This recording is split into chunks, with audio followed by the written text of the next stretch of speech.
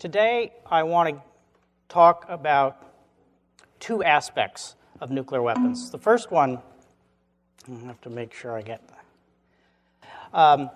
When I gave the rehearsal, one of the participants said, well, a lot of the scientists at Brookhaven may not understand what the link is between what you do and this laboratory. And so a little bit of history. Back when there was an Atomic Energy Commission, they selected Brookhaven to lead a program in the development of safeguarding nuclear material in the 1960s. That initially became called the Technical Support Organization. That has evolved now into the Nonproliferation and National Security Department. And that department works on international safeguards and on nonproliferation policy. I'm on the policy side, and I look at China, India, and attempt to develop policy options that then can be recommended to the Department of Energy for their consideration. And so today, what I'm going to do is to go through, half of the talk will be historical in nature. I will go through to see from declassified documents what we can say about stability and instability of nuclear weapons in the Cold War, both between the U.S. and the Soviet Union, the U.S. and China, and then I'm going to shift and talk about challenges today among China, India, and Pakistan, and the fundamental question throughout will be what elements from the Cold War may or may not be relevant for future stability among the three countries of China, India, and Pakistan. And in the end, it comes down to a philosophical question. What is going to be the appropriate function of nuclear weapons in the 21st century? Now, during the Cold War, many of the issues that I'm talking about were hotly debated. Since the Cold War is over, we actually have the luxury of going back and re-examining history and thinking of it because it's no longer such a front-burner partisan political issue. And as looking through all this history, I have pulled out 6 elements that are relevant for nuclear stability or instability. The first one has to do with arms races, which means increasing the number of nuclear weapons or increasing the technical capability of nuclear weapons. Economic viability is pretty self-explanatory. Nuclear doctrines are the public statement of what governments say the purpose of nuclear weapons is and the conditions under which they will use them. The next category, which I'm referring to, is either offense, defense, offense, or sometimes has been referred to as action-reaction. And what that is where one country develops a technical system, and then their opponent responds to that, and then they respond to what their opponent responds to. And what that tended to do was to lead to the development of an ability to strike first. The next to last one is operational, and what I mean by operational is the military side of nuclear weapons, how the military plans to deploy them, how they exercise them, and all that goes with that. And the final one is, fortunately, they've been few in number, but actual crises when world leaders were considering should they use nuclear weapons or not. Now, the Cold War went on for approximately 45 years. But the first 5 years set the psychological foundation that really had the biggest impact on nuclear weapons. And so what I want to try to do very quickly is to take you away from thinking about snowdrifts and sequestration to back to what it might have been if you were in this facility in 1945. First thing that happened was the U.S. dropped two atomic weapons on Japan. Then quickly thereafter, and when I put something in red, it means that we now know this, but at the time that was not known. It was highly classified, and the U.S. didn't know that the Soviet Union started a crash nuclear weapons program right after World War II. The next thing that happened was Winston Churchill came to the U.S. and gave a speech, coined the phrase Iron Curtain. People started to think that conflict with the Soviet Union may be an issue. It became more significant and more militarized when the Soviets blocked access to Berlin, which was situated right in the middle of East Germany. And so it was surrounded by East Germany, and the only way you could get there was through vulnerable transit links. The next one, and this was classified until a couple of years ago, the first U.S. nuclear war plan planned to use 200 atomic bombs against 104 urban targets. And I want to do a little flash forward because the order of magnitude of nuclear weapons that China, India, and Pakistan have are in this order of magnitude. And then the Soviet Union tested their first atomic bomb in 1949, and one of the interesting elements there was we were lucky to find out because the technical capabilities to sample the atmosphere and determine that a nuclear detonation had taken place had only been put in place a couple months before that. This was a little faster than some people thought. And then North Korea, then as now, was in the news because North Korea attacked. And the North Korean attack had a huge consequence. What I want to do is to show you what the consequence was. This graph will be changed by U.S. administrations. So this is the Truman administration, a relatively small number of nuclear weapons. Then in the 1950s, when Eisenhower became president, the blue line is the United States stockpile numbers, which are now declassified. Remember, at the time, very few people knew these numbers. Then going into the Kennedy and Johnson administrations, the United States was quite far ahead. Then moving on to Nixon, Ford, and then only in the Jimmy Carter administration did the Soviets, in terms of the total numbers of nuclear weapons, surpass the U.S., continuation of Soviets increasing, and then decreasing nuclear weapons through the Bush administration. I will come back and refer to some events that happened during this time frame. But what happened, and where North Korea is relevant, was that spending, U.S. defense spending, went up by a factor of 3.5 times. So think about it for a second. What would happen if the Office of Science's budget went up by a factor of 3?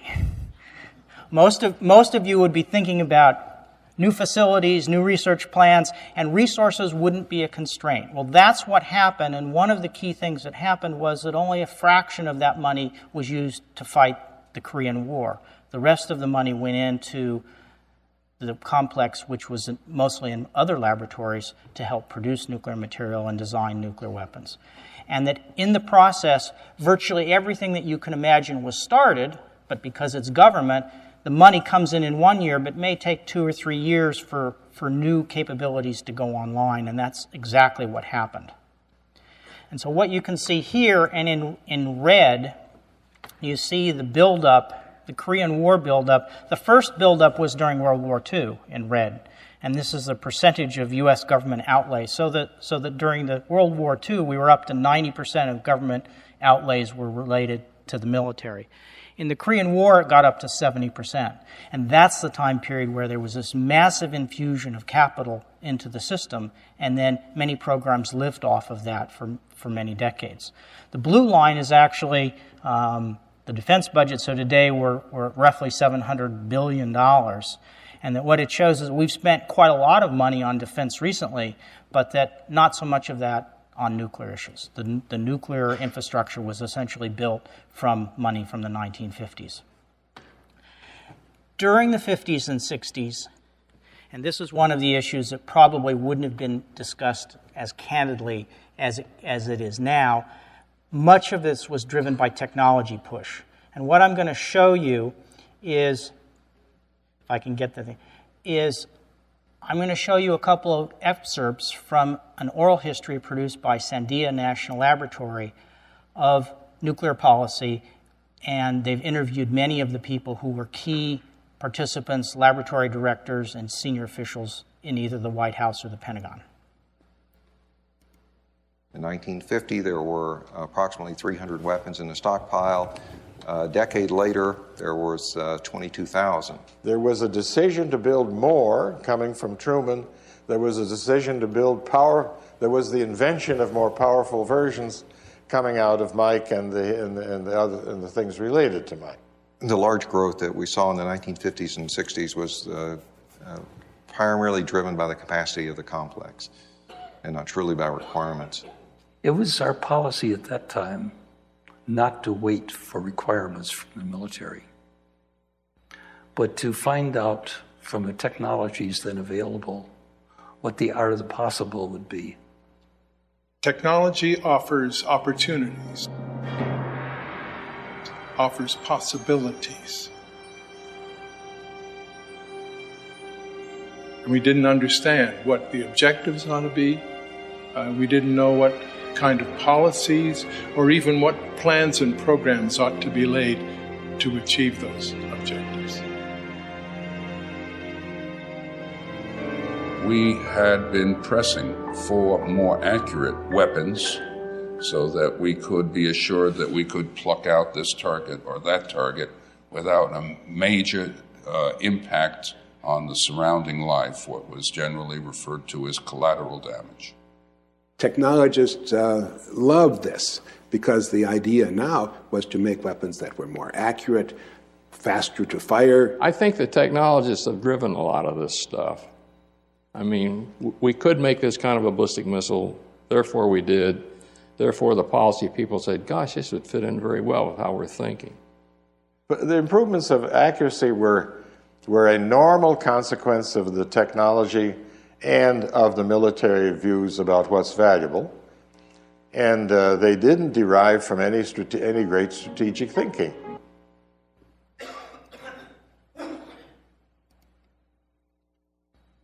Now, with respect to deployment of nuclear weapons, like the map that you see here, the dark blue is where the United States deployed nuclear weapons, and the light blue was places where the U.S. could have deployed nuclear weapons if it looked like war was getting close. So you can see that if you're looking at it from the point of view of the Soviet Union, they were surrounded even without knowing that submarines in the oceans around there had nuclear weapons.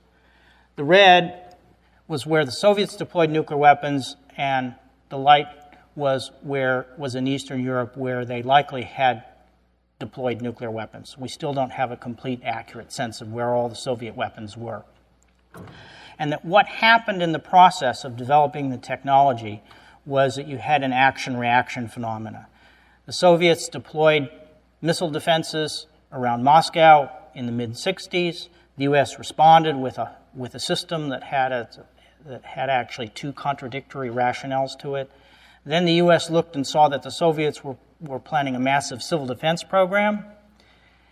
The U.S. then concluded from those pieces of information that the Soviets intended to fight and to win a nuclear war. The U.S. developed the ability to hit a hard target first using increased accuracies and multiple missiles on a warhead, and then the Soviets followed suit. So that you had this action and reaction process, and whether we were responding to the Soviets or the Soviets responding to us is still an issue of academic debate.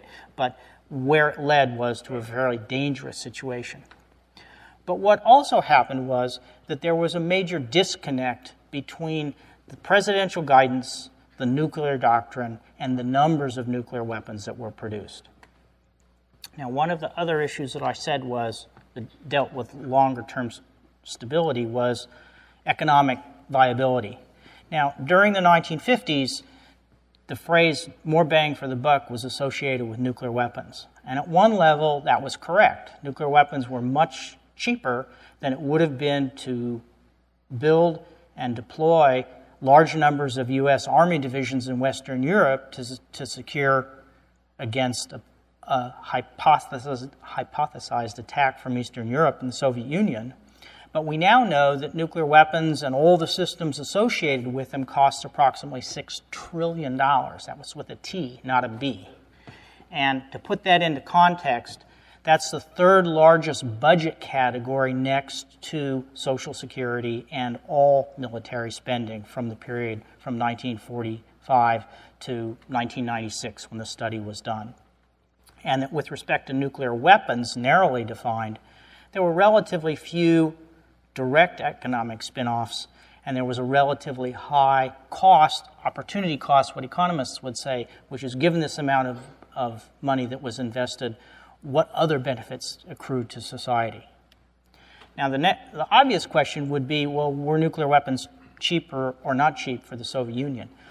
We're not really able to say for two reasons. First is that because the Soviet Union didn't have a market economy, we still don't know how much nuclear weapons cost the Soviet Union, and even if you had an economic figure, it wouldn't have much meaning because that's not how they actually controlled resources. The Soviets were able to keep up with the U.S. in the nuclear arms race, but they weren't able to keep up with the U.S. more broadly in terms of their economy, their technology, and their polity. And so the Cold War ended, as we now know, peacefully, but during the Cold War, no one knew that that was going to be the end result. Next topic has to do with doctrine. There's no united theory about nuclear weapons and deterrence. This was something that has been contested in the United States for 60 years. There have been changes from administration to administration, and even within presidential administrations, the doctrine changed, specifically both in the Eisenhower and Kennedy administrations. As I suggested earlier, there were fairly large differences between the public statements and the now declassified documents that were controlling nuclear planning. And that the best place where this discontinuity came out had to do with U.S. nuclear policy towards NATO, which is in Western Europe, military alliance, Western European countries, and the United States. And the fundamental question of the Cold War was, under what circumstances will the U.S. use nuclear weapons? And the Europeans said, well, you're going to fight a conventional war here and destroy Western Europe with non-nuclear munitions, or we are going to be overrun. That does not sound like a very good deterrent. The Europeans preferred to have at least the public discussion emphasizing nuclear weapons. And NATO policy, in effect, would be supported by increasing the numbers of both strategic nuclear weapons and tactical nuclear weapons. Today we have a flexible fighting team ready to deal with any threat, whether it be large or small. We are superior to the communists in nuclear power, and we intend to stay that way. Indeed, there were 7,000 tactical nuclear weapons in Western Europe. McNamara introduced those weapons as a way to reassure the Europeans that he was prepared to use nuclear weapons. I'm not sure that he would ever have used them.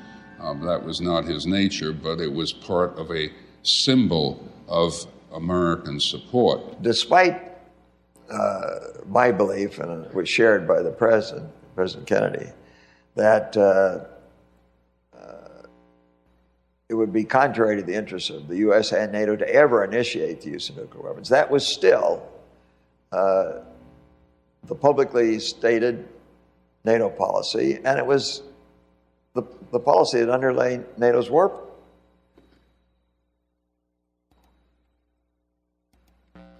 Now, I'm focusing on NATO policy because, in part, today, Pakistan faces a very similar situation that the United States faced in Western Europe, where they have India as their enemy, which has a conventional superiority, and they're talking about using nuclear weapons, using language very similar to what the U.S. used in the 50s and 60s. Now, from the military perspective, up until now I've been talking about the civilian scientists and the civilian policymakers, but now put your hat on and assume that you're in the military. In the 1940s, initially, nuclear weapons were considered normal weapons. They were just larger than previous weapons. The U.S. deployed 7,000, as had been said earlier, and the purpose of that was to reassure our NATO allies that we would come to their defense, even though we didn't have enough troops on the ground to defend them. And despite this massive investment, both in money and resources, U.S. presidents privately became very reluctant to initiate the use of nuclear weapons. The first time this happened was in 1958, when there was a crisis between the U.S. and China that involved Taiwan. The president was a Republican. Eisenhower, someone who knew the military very well. The military expected when conflict started that they were going to get automatic approval to use nuclear weapons. And when the president said, no, you have to use conventional weapons, all their plans were worthless. And so they had to massively scramble and move aircraft from the West Coast closer to the Chinese coast, because they assumed they only needed a relatively small number of them because they were going to fight with nuclear weapons. And so there was a real turmoil within the Air Force and the Navy because they thought they were going to be doing one thing, and the president then said, you'd do something else. In 1961, there was another Berlin crisis, and President Kennedy, during that crisis, asked a very small number of advisors in the White House, well, if we have to have a very small use of nuclear weapons, what will happen if we go first and we attack the Soviet Union, if we get intelligence that they're going to attack us? And the results that came back from that study was that at a minimum, the U.S. and Europe would lose between 2 and 3 million people. Best case, worst case was 10 or 15 million. And at that point, Kennedy told his advisors, nuclear weapons use is not an option from our point of view. And policy started to change. But again, all these forces and all of this doctrine didn't change because they weren't involved in that process. Now, if I had more time, I would go through and do more point-counterpoint of showing you what the mainstream perspective was on nuclear doctrine. It's essentially best articulated by James Schlesinger, and his argument was that if you don't have the technical and operational capability to fight and win a nuclear war, deterrence is not credible. Robert McNamara, on the other hand, said, no, you only need to be able to have an assured capability.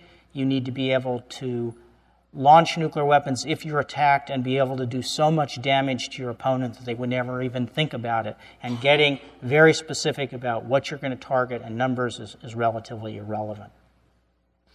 Now, again, back to the military perspective. During World War II, the U.S. bombed Japan significantly with incendiary devices. And the Air Force learned from World War II that despite what your plans say, the winner is the one who goes first. So their orientation was always, we're going to go first in a crisis. But even as late as when Richard Nixon became president and Henry Kissinger was his national security advisor, there was essentially one option in our nuclear war plans, which was to launch everything. And the quote from Kissinger is, to have the only option, that of killing 80 million people, is the height of immorality. So he started to push, as many presidents did, for more detailed options.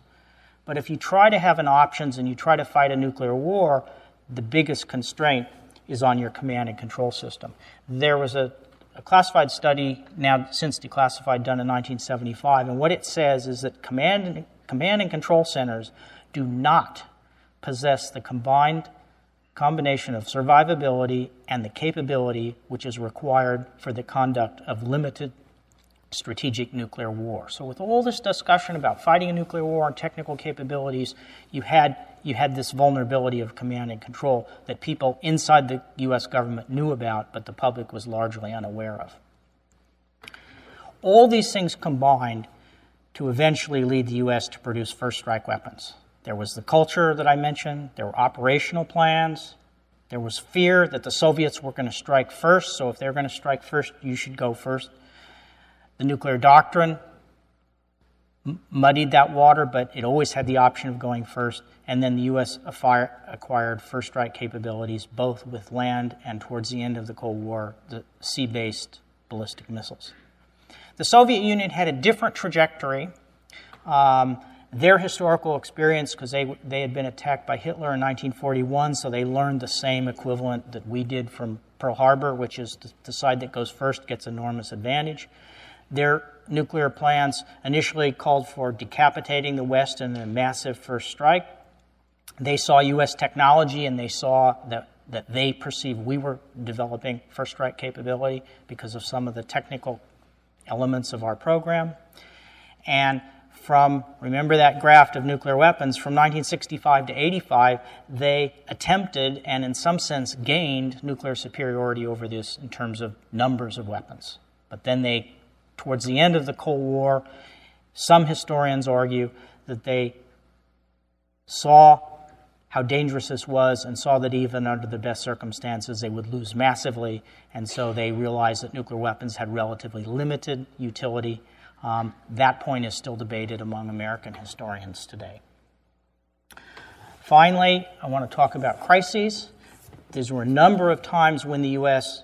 presidents considered using nuclear weapons. Berlin in 1948. The U.S. had 50 nuclear weapons. The Soviets had none. In Korea, the U.S. had over 1,000 nuclear weapons, and the Soviets had tens of weapons. As you can see down that list, our stockpiles grew, and the most famous crisis was the Cuban Missile Crisis, which is best described by Robert McNamara. Now, this had an immense impact on my thinking about the use of nuclear weapons. I have often said publicly, the Cuban Missile Crisis was the best managed foreign policy or defense policy crisis of the last 50 years. But in the end, we avoided nuclear war by the narrowest of margins because of luck. All of this influenced my thinking regarding nuclear strategy, nuclear force levels, and particularly my advice to President Johnson. And his advice to Johnson was you should never initiate the use of nuclear weapons. I want to digress a second and make a personal point about the Cuban Missile Crisis. I'd worked on these topics both in and out of government when I worked at the Rockefeller Foundation. Some scholars working with Robert McNamara came to me and asked for some money to go to Cuba and sit down with the Russians and the Cubans and look at the Cuban Missile Crisis. And the historians who were trained at Harvard were some of the best in their generation, so I immediately said, yes, this was an obviously no-brainer. When I took it to my board, they heard Robert McNamara's name, and they all went crazy, saying, how can you fund Robert McNamara, because he was associated with the Vietnam War and was not seen very positively among a liberal foundation. When they went to Cuba, they found out that contrary to what everyone, including in the intelligence community, thought, the normal narrative of the Cuban Missile Crisis was that the U.S. had a naval blockade around Cuba and prevented nuclear weapons from getting to the Cuban shores. And when they were there, they were told by the Cubans, and the Russians confirmed it, that there were over 50 nuclear weapons that were on the soil that the U.S. didn't even know until the 1980s when these academics went down to find it out. McNamara almost had a heart attack and said, excuse me, but you actually had nuclear weapons? And Fidel Castro said, yes, we had nuclear weapons, and I would have used them if you had attacked us. And then McNamara said, well, did you have the technical capability to actually use them? And the retired Soviet military commander who was there in Cuba said, yes, there were no technical controls on these weapons. They could have been launched. And so the Cuban Missile Crisis was even closer to nuclear war than people had thought up until this group of academics went and found that history was very different. And that's one of the things that's true with nuclear weapons, is it can take 30, 40, 50 years for an actual comprehensive history to be written, because there's so much classification that if you don't have the relevant facts, you can't even put them together in a coherent framework. And when you have different cultural perspectives, you have to figure out what does somebody who's involved in this who doesn't come from an American perspective think about this crisis. So I'm going to speed up for a couple of these so I can get to focus on China, India, and Pakistan. But the basic point, both for the U.S. and the Soviets, was that non-use of nuclear weapons was not something that comes automatically with nuclear weapons. It required very active presidential use on the American side, and in the Soviet side, the same thing was true. Now, the Cold War was primarily a U.S.-Soviet game, but it also involved China. The biggest difference was that China experienced the Cold War very differently. I'm going to race through this because I will come back to some of this in a minute. The U.S. threatened China many times with using nuclear weapons in the 1950s. What the Chinese did not know, but that U.S. early nuclear war plans, if there was a war with the Soviet Union, China was going to be hit automatically even if it wasn't involved in the war. China developed nuclear weapons explicitly because of the threat they perceived correctly from the United States, and China moved faster up the technological threshold in terms of developing fission weapons, going up to thermonuclear weapons, faster than any other country had up until that time or subsequently. But the Chinese stockpile was not on the same scale as the US and the Soviet Union. It was much smaller, and that in the 1970s, the Chinese prioritized their resources on something more like what Brookhaven does. High technology, science and technology, and economic growth rather than nuclear weapons. The Chinese during the Cold War had a very low-key program. It was a second strike orientation, so it could respond, but it wasn't focused on going first. And to date, the Chinese have not constructed missile defenses. They have not kept their nuclear weapons on high alert. And as far as we know, they've never considered using nuclear weapons in a crisis. So how does all of this history relate to the future and China, India, and Pakistan? Well, the first thing is that there's a triangular relationship still among the US, Russia, and China, but there's also a triangular relationship where the Indians fear the Chinese, the Pakistanis and the Indians fear each other, and the Chinese and the Pakistanis are allies. And so any future nuclear crisis in China, India, and Pakistan is going to involve other countries, but it's no longer a bilateral game. Things are going to get very complicated very quickly, and miscommunications and the possibility of miscommunications will go up quite significantly. Now, what these slides show is on your left, this is a picture of a crater from India's test in 1998. And on the right, this is a still of a video that, if you saw the video, this is a mountain in Pakistan where they tested in 1998. So we know there's no question that China, India, and Pakistan have nuclear weapons. No debate about that. What's the size of their nuclear forces? Well, these numbers come from 2010, but essentially the Chinese have about 150 nuclear weapons, plus or minus some. The Chinese and the Indians have about 80, plus or minus some. All three countries are increasing the size of their nuclear forces.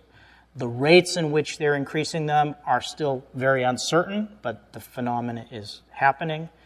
And I would argue that instability can arise if the Chinese build more nuclear weapons than they've been credited with, which is the highest numbers in the unclassified literature is about 400, or I would argue if Pakistan starts to build more nuclear weapons in numbers than China, people might start to get nervous and say, what's going on here? So I would argue instability could arise.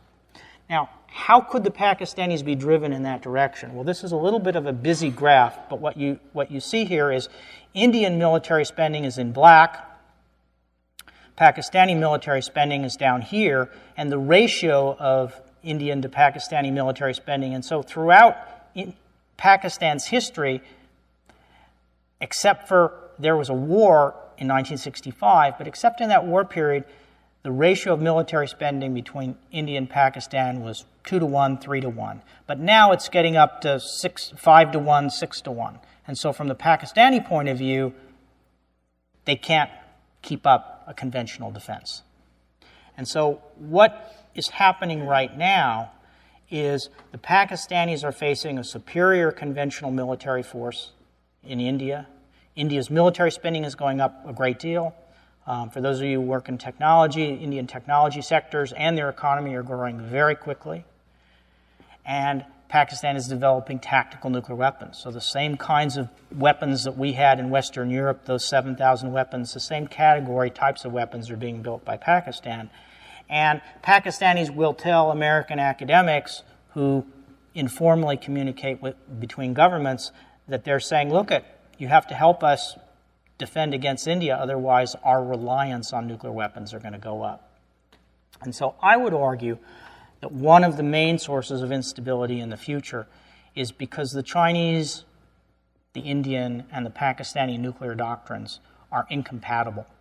And what I mean by that is the Chinese forces are relatively small, they're de-alerted, which means the warheads and the missiles are in different places, and they're done as a way to signal that says we're not going to do anything crazy in a crisis.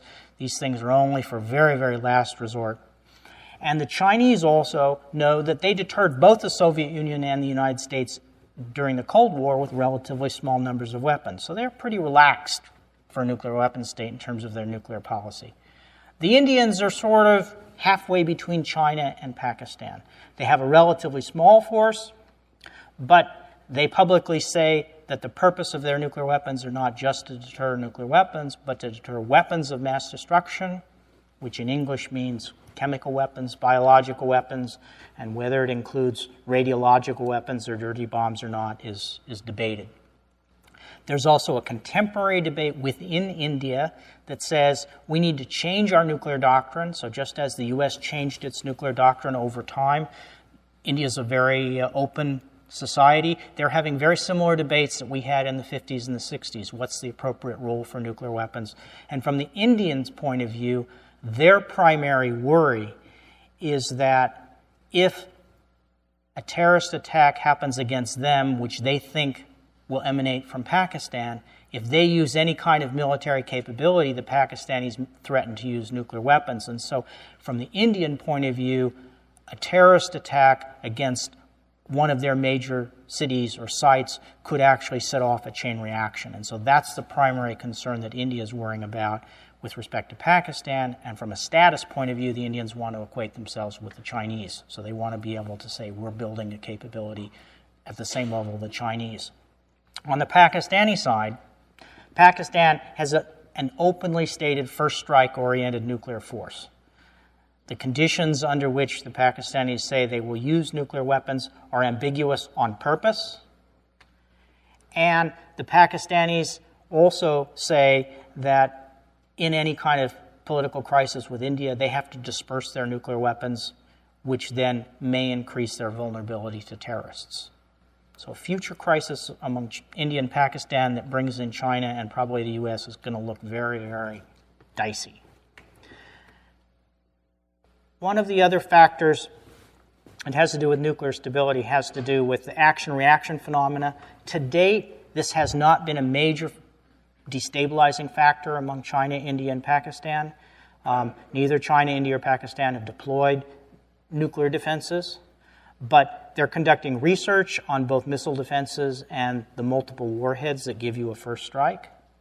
So there's an element of the action-reaction cycle already, but it hasn't gone very far. It's going to take a long time for any of these countries to develop first strike capabilities, if they ever do. So this is one of the things that are not as important. From an operational point of view, we actually know very little about what's happening at the unclassified level, and if the U.S. example means anything, we're not going to know because much of the data we have about the Cold War has only been declassified in the last 5 to 10 years. So there we're going to have to go with a hunch, which is have the militaries involved learn the go-first image that both the Soviet militaries and the U.S. militaries had. In terms of crises, the U.S. has had a half a dozen crises where presidents thought about using nuclear weapons. The Indians and the Pakistanis have had four crises since the 1980s where some nuclear capability may have existed. And after India and Pakistanis test in 1998, they clearly had nuclear weapons during 3 crises: the Kargil crisis, one where 1 million troops were mobilized in 2001 and 2002, and the dramatic terrorist attack against Mumbai. And so far, these crises have not had the same effect that the Cuban Missile Crisis had on American decision makers and Soviet decision makers, where that crisis made them step back and realize we have to start serious arms control efforts and serious efforts to quietly develop rules of the road so we don't get into a nuclear war by mistake. So far, the crises that India and Pakistan have had have not had this stabilizing effect. So if I go back to my list of the 6 factors that relate to both nuclear stability and instability, what's my net assessment of where China, India, and Pakistan are? The first point is that I can see indications that all 6 elements that related to the Cold War are extant in this region. The arms races are not going to get as large. They're not going to get to thousands of nuclear weapons, but I would argue that they can be destabilizing at much lower levels, particularly as the United States and the Soviet Union move their nuclear forces down. Second point was that there are 2 elements that didn't exist during the Cold War. We didn't have to worry about terrorists starting a conflict, a conventional conflict, which then could have led to a nuclear conflict. That wasn't in the Cold War lexicon. And nuclear terrorism was not an issue. Nuclear weapons were under very good control, nation-state control in both countries. Even though we had some accidents, the idea of terrorists stealing them was not on anybody's radar screen in a serious way. And I would say that the most depressing element, and this would be one where I'm arguing from a policy point of view, laboratories like Brookhaven could play a role, is that many subject matter experts whom I have met from China, India, and Pakistan demonstrate a very superficial understanding of U.S.-Soviet Cold War history. They have this magical idea that nuclear weapons will bring stability almost by definition, and they don't realize how many times we got lucky, as McNamara said, and how many technical things, even one little thing that goes wrong that could have had a very different outcome. So in the end, and what I want to leave you with before answering a few questions is, as citizens, what do we think should be the appropriate role for nuclear weapons in the 21st century? And we also have to remember that we're not going to be the primary decision makers. There are going to be people in many, many countries making these decisions, not just Americans and Russians. Now, some of these may be a little bit hard to see in the back, but what I want to go through with is I said earlier that nuclear deterrence was contested in the U.S. for 60 years. Well, what the appropriate function of nuclear weapons was also contested. Most historians will agree, if you look at the very smallest inner circle there, that nuclear weapons helped win World War II. A few dissenters, but most people believe that's the case. The next one, from doves to hawks in the U.S., the argument is that nuclear weapons' legitimate function is to deter the use of nuclear weapons. That's what they're there for. That's what they've done. The Cold War stayed cold.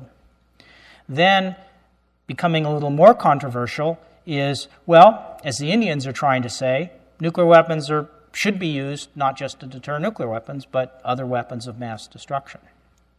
And then going out farther for a larger function of nuclear weapons, the Pakistanis are arguing, well, no, you did it in the Cold War, and we're going to do it now. Nuclear weapons should be used to deter a conventional war. And then again, expanding the scope of the appropriate function of nuclear weapons, if one looks through Cold War history, you see many times when nuclear weapons weren't used as military weapons, they were used to make a diplomatic point. That it was a symbol, a very powerful symbol, maybe a dangerous one, but it was really a diplomatic point. And then, other times, they served domestic political objectives. Many instances in the U.S. where that was the case. Now, we have two elements. We have one element that didn't exist during the Cold War. And I would argue that if you look back at some other countries that are on the horizon, not ones for which I'm primary expert, is some people have argued that countries are developing nuclear weapons for regime survival. Because they think, and the North Koreans even said after Libya gave up its nuclear weapons, there was a North Korean public statement that said, gee, you were dumb. You shouldn't have given up your nuclear weapons, because if you still had them, you wouldn't have been invaded by the superpowers. And the final one, which was also present during the Cold War, was should nuclear weapons be actually used to fight and implicitly to win a nuclear war?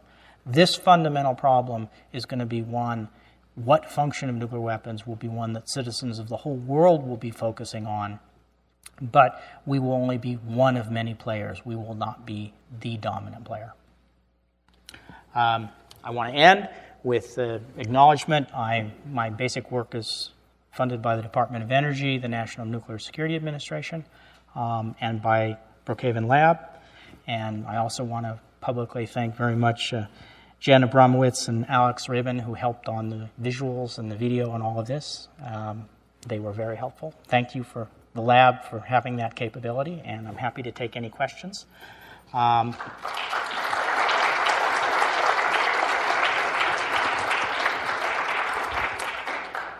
We have time for some questions. Thank you. I think in your brief you said that India and Pakistan weren't adequately studying the lessons that we learned during the Cold War. What I'm wondering is, in the 50s and the 60s, we had some pretty smart people like Bernard Brody and others looking at strategic stability. And I'm wondering whether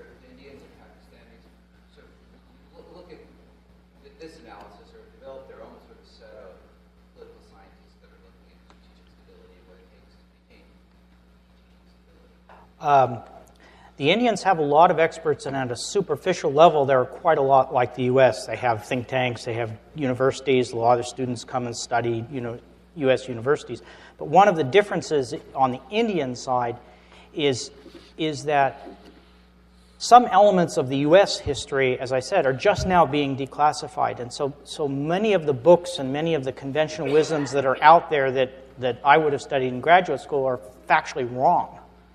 And so it's an instance where a lot of their experts were trained at a time when I would say enough data wasn't available to do an honest history. On the Pakistani side, there's virtually no non-governmental analysis on this topic. It's all basically military run. And within Pakistan, nuclear weapons are one of the few things that works. So from a societal point of view, there's almost no dissenting on the mainstream Pakistani narrative as to what the purpose of nuclear weapons is and should be. And so there you get a lot of expertise, but there isn't anything like the debate that you had between administrations in the U.S. or between different bureaucratic actors where different options were actually debated, different research was funded. And so in the U.S. was a more pluralistic situation, where in Pakistan it's really hegemonic as a military perspective. And that one of the things that I found is the most interesting is when I talk to retired U.S. military officers who commanded tactical nuclear weapons in Western Europe, they know the real situation, and we're trying to get resources to get them to write a definitive, unclassified history of tactical nuclear weapons so that you see the whole picture. And then one can only hope that military officers in Pakistan realize that, in fact, what helped the U.S. win the Cold War was the introduction of high-technology conventional weapons, which was that was the straw that broke the camel's back with the Soviet Union. They knew they could not keep up with U.S. high-technology conventional capabilities, and that maybe Pakistan might think that they don't want to put all their eggs in a nuclear basket. Yes? Could you discuss the role of delivery systems in the Asian and the credibility of these Asian weapons programs? Yes. For those of you old enough to know that in the Cold War context, a missile might take 30 minutes to go from the U.S. to the Soviet Union, but India and Pakistan are right next to each other. They have ballistic missiles, they have cruise missiles, so their flight times are very, very short, and so they're on a hair trigger even if they don't want to be, just by the geographic locations. The second point is that both countries have nuclear weapons with aircraft, and so if you're India, you have a much bigger country, so you have an ability to maybe move the aircraft into the southern part to be more stabilizing. But if you're Pakistan and you're a military officer and you maybe only have a couple minutes of warning time and your job is to keep your nuclear weapons safe, you have a really difficult job because the flight times, whether it's an aircraft or a missile, are very, very short. You don't have a lot of depth from a geographic point of view. And psychologically, the Pakistanis have always worked on a sort of British concept of having strategic depth, which is one of the reasons why they're so heavily involved in Afghanistan. And so the Pakistanis, from a technical, operational point of view, they have the most difficult challenge possible. How can they resolve their legitimate national security concerns vis-a-vis India without investing all their eggs in the nuclear basket, without making other things more difficult? So that's the hard, intellectually, that's the hardest process to work. Yes. Having built 30,000 nuclear weapons sounds like pure insanity. I can't imagine what drove us to do that. We now decommissioned down to something like really 1,700. Is the material been poisoned, or is it useful for nuclear reactors if we ever went to a nuclear economy? Okay. And what has happened to the budgets of Livermore and Sandia that they no longer have to maintain this arsenal? Well, a couple things. Those total numbers were weapons that were built. We were also decommissioning them throughout the time. So we didn't ever have 30,000 deployed, but the graphic was throughout. But it was a large number. The nuclear materials, highly enriched uranium, both from the Soviet Union and from the U.S., can actually be down blended and used as as reactor fuel as it is in different instances, so that's a very relatively easy process to have. Plutonium is much more difficult because if you're going to use plutonium in a fuel, which is technically possible, then you have to have a whole fuel cycle where you have plutonium in fuel that's being dispersed all over a country that has reactors that are going to be burning that. And so for that reason, the United States has always been very, very cautious on going to mixed oxide fuels from a non-proliferation point of view. So the plutonium problem is a much more difficult problem from a technical point of view. From the point of view of, I don't know the Livermore, Los Alamos, Sandia budgets factor, but if you look at the broad budget categories, when I was on the Hill, I was working for a member of the Appropriations Committee, so I was looking at budgets. And in broad numbers, and I may be corrected by Bill Bookus here, in broad numbers, what's happened is that the U.S. is spending as much or more on cleaning up for nuclear weapons as we are on the nuclear weapons programs right now. So the expenditure, we're still spending a lot of the legacy of the Cold War, and much of what the weapons labs are doing are trying to preserve technical capabilities so that we're not testing nuclear weapons and we're having whole generations of designers are retiring. So the argument is, and I think it's legitimate, that you want to be able to, you want to make sure that yours work under all circumstances, even if you have a relatively small number. And if you have one of the benefits in the Cold War with having relatively large number of nuclear designs in the stockpile was that if any one design had a technical problem to it, you weren't dead. But that as you go down to fewer numbers of designs, you have to make sure, so that I would say that there's an important role there. And the most important role from my point of view is that when I want to ask a technical question about whether an Indian or a Pakistani or a Chinese nuclear weapon design might work, I want to have weapons designers who actually know what they're talking about from the non-proliferation point of view. So one of the areas where the labs actually get along great is the intra-laboratory cooperation on non-proliferation is really absolutely fantastic because people need to rely on technical expertise on material production or weapons design stuff. And so the subject matter experts, that's actually one of the, from my point of view, one of the best things the department does is to have the division of labor from a technical point of view, but we're all focusing on making sense of foreign countries. Well, let's take one more question because it's getting late. Chris? There is research indicating that as countries develop large arsenals of nuclear weapons, that their propensity for very low-level conventional conflict actually increases. And this is referred to as the nuclear paradox. And I'm wondering your thoughts about that paradox in the context that Pakistan is now shifting its operational doctrine to tactical nuclear weapons, developing tactical nuclear weapons with the idea that in the event of a conventional conflict, as you indicated, with India, they would go nuclear because of their conventional insufficiency. During the 4 crises that I mentioned that India has had with Pakistan, what has tended to have happened is that the Indians have had to be very, very restrained and think back of what would happen. 9/11 happened against New York City once, but against Mumbai, there have been a dozen terrorist attacks against Mumbai over 10 years.